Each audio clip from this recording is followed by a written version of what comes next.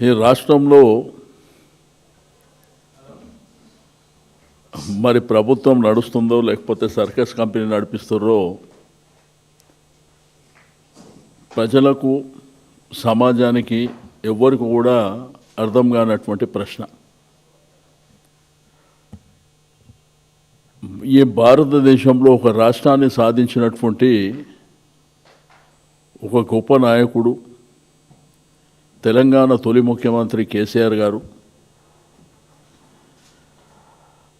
70 ఏళ్ల నుంచి రాష్ట్రంలో రైతాంగం కానివ్వండి ప్రజలు ఎదుర్కొంటున్నటువంటి బాధల్ని తొలగించి ఒక అద్భుతమైనటువంటి పరిపాలనకు శ్రీకారం చుడితే ఈరోజు ఇప్పటికీ కేంద్ర ప్రభుత్వం 2 సంవత్సరాలు మా ప్రభుత్వం పోయినప్పటికీ మొన్న పార్లమెంట్లో కేంద్ర ప్రభుత్వం కేసీఆర్ గారి పరిపాలనని అద్భుతం అని చెప్పినటువంటి సందర్భాలను కూడా చూస్తున్నాం. రెండోది, ఆ రోజు ఒక్కడిగా బయలుదేరినప్పుడు ఈ రాష్ట్ర సాధన కోసం అనేకమైనటువంటి పోరాటాలు చేసినటువంటి నాయకుడు, యావత్ తెలంగాణ రాష్ట్రంలో అందరినీ ఏకతాటిపై తీసుకొచ్చి లాస్టుకు తెలంగాణ రాష్ట్రాన్ని సాధించినటువంటి ఒక నాయకుని పట్ల కాంగ్రెస్ ప్రభుత్వం వచ్చిన తర్వాత వారి యొక్క కక్ష సాధింపులు కానివ్వండి, రాజకీయ ప్రేరేపితమైనటువంటి కేసులు కానివ్వండి మనందరం చూస్తున్నాం. నేను ఎందుకు చెప్తున్నా అంటే ఈ విషయాన్ని, ఒకవైపున వారికి నోటీస్ ఇచ్చారు. నోటీస్ ఇచ్చినప్పుడు ఒక బాధ్యత గల పౌరుడిగా, ఒక సీనియర్ పొలిటీషియన్గా వారు ఆ నోటీస్కు వారు ఆన్సర్ ఇచ్చారు. వారు చెప్పింది ఏంది, నేను ఎర్రవల్లి ఫామ్ హౌస్లో ఇప్పుడు కాదు అనేక సంవత్సరాల నుంచి ఇక్కడ నివాసం ఉంటున్నా. రీసెంట్గా సమ్మక్క సరళమ్మ జాతర కూడా వారిని మంత్రులు వెళ్ళి ఇన్వైట్ చేసింది కూడా మనం చూసినాం. పొన్నం ప్రభాకర్ గారు మంత్రి గారు కూడా ఇన్వైట్ చేసింది కూడా మనం చూసినాం. అయితే ఇక్కడ చట్టం ఏం చెప్తుంది, కాన్స్టిట్యూషన్ చెప్తుంది ఏంది, సీనియర్ సిటిజన్స్ ఎవరన్నా ఉన్నప్పుడు, 60 సంవత్సరాల పైబడిన వాళ్ళు ఉన్నప్పుడు, మహిళలు అయినప్పుడు, ఫిజికల్లీ హ్యాండిక్యాప్ అయినప్పుడు తప్పకుండా వాళ్ళ దగ్గరికి వెళ్ళి వాళ్ళు విచారణ చేసుకోవచ్చు అనేది చాలా స్పష్టత ఉంది. వారు క్లియర్గా చెప్పాను, నేను ఇక్కడనే నివాసం ఉంటున్నా, మీరు ఎప్పుడైనా రావచ్చు, ఒక రోజు ముందు చెప్పి రావచ్చు అని చెప్పి వారు చెప్పారు. మళ్ళీ కక్షపూరితంగా నందినగర్కి వెళ్ళి నోటీస్ తీసుకెళ్ళి గోడ కంటించేటువంటి, అంటే ఎవరిని కించపరుస్తారు మీరు? అంటే ప్రజాస్వామ్యంలో ఇది రైటా? ఒకవేళ బాధ్యత గల పౌరుడిగా నేను అటెండ్ అవుతా అని వారు చెప్పారు. వాళ్ళు నిన్న మొన్న చేసినటువంటి ఈ పద్ధతులు ఏదైతే ఉన్నదో తప్పుడు పద్ధతులు, మేము కోర్టుకు పోతే ఒక నిమిషం కూడా మాకు ఫేవర్గా ఆర్డర్ వస్తుంది. అయినా కానీ నేను ఒక బాధ్యత గల పౌరుని, తప్పకుండా నేను అటెండ్ అవుతా అని చెప్పి వాళ్ళు చెప్పినటువంటిది కూడా మనం చూస్తున్నాం.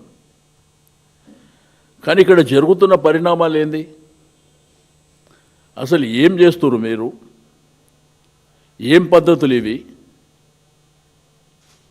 మీ ప్రభుత్వం చేసినటువంటి విధి విధానాలు, ఒకవైపున ప్రజలకేమో ఎలక్షన్ల ముందు మేనిఫెస్టో పెట్టి అల్లావుద్దీన్ అద్భుత దీపాన్ని తీసుకొచ్చిడ మీ చేతికి ఇస్తా, మీరెవరు భోజనం చేసే అవసరం లేదు, మేమే వండుకొచ్చి తినిపిస్తామని రకరకాల హామీలు మీరు ఇచ్చారు. కానీ ఈరోజు మీరు చేస్తుంది ఏంది? కనీసం వారి వయసు రీత్యా వారిని గౌరవించవలసినటువంటి బాధ్యత మీకు లేదా? అంటే ఏ విధంగా అయినా కానీ మేము కక్ష తీర్చుకోవాలి అనేటువంటి పద్ధతి సభ్య సమాజం చీదరించుకుంటున్నటువంటి పరిస్థితి.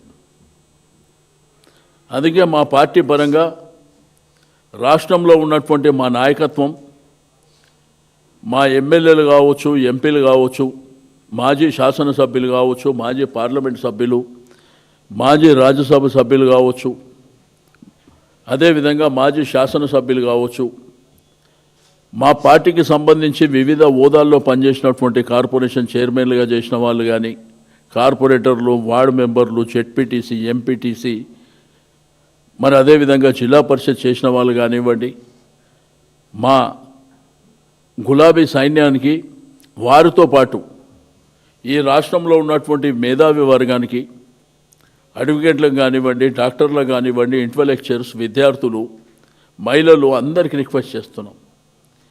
రేపు పెద్ద ఎత్తున నిరసన చెప్పాలని చెప్పి నేను ఈ సందర్భంగా తెలియజేస్తూ ఉన్నాను. అది కూడా ఒక శాంతియుతమైనటువంటి నిరసన. మీకు గ్రామ శాఖలో కానివ్వండి, జిల్లా హెడ్ క్వార్టర్ కానివ్వండి, నియోజకవర్గ హెడ్ క్వార్టర్ కానివ్వండి, నియోజకవర్గంలో ఉన్నటువంటి మున్సిపాలిటీ హెడ్ క్వార్టర్ కానివ్వండి, అన్ని దగ్గర కూడా పెద్ద ఎత్తున రేపు రాస్తారోకో ధర్నాల కార్యక్రమాలు చేయండి. శాంతియుతమైనటువంటి వాతావరణంలోనే చేయండి.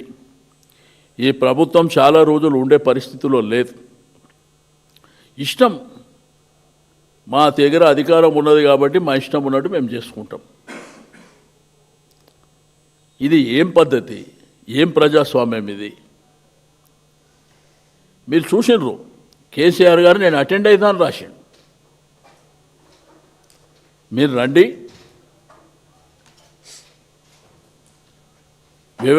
వ్యవసాయ క్షేత్రంలో నేను ఉంటా, మీరు రండి, వచ్చి మీరు ఎప్పుడైనా పర్వాలే ఒక రోజు ముందు చెప్పండి అని వారు చెప్పారు. చెప్పిన తర్వాత నిన్నపోయి ఆ గోడకు నోటీస్ అంటించడం ఏంది? అంటే ఎవరిని కించపరుస్తుండ్రు? అంటే ప్రభుత్వాలు అనేది పర్మనెంట్ అనుకుంటున్నారా?